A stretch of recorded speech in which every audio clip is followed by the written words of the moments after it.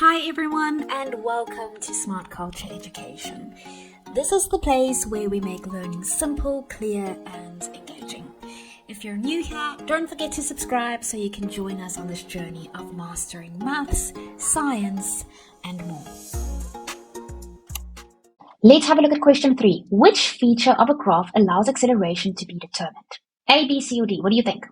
So we know that acceleration is equal to the change in velocity over time.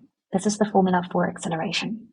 Now, looking at the velocity time graph, we can see, if we take a look at this velocity time graph, we can see that delta y over delta x is actually equal to the final velocity minus the initial velocity over time, which is equivalent to the change in velocity over time.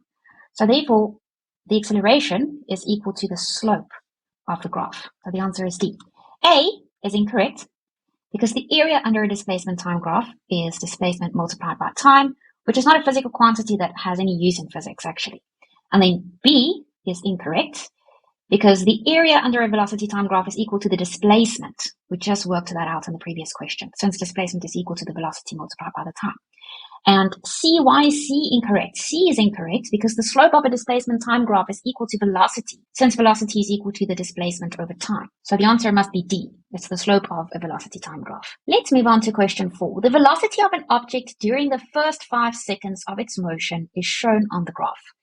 What is the displacement of the object in this time? Now remember, displacement is equal to velocity multiplied by the time. And this can be found from the area under the velocity time graph that we have here. So let's work out the area underneath this graph. So it's the triangle that we are working with, and we have to work out this area. Okay, so the base is equal to 5 units, and the length, the perpendicular height of this triangle is equal to 20. So if we now want to work out the area, remember, the area of a triangle is equal to a half times the base times the perpendicular height. We know that the base is equal to 5, and we know that the perpendicular height is equal to 20.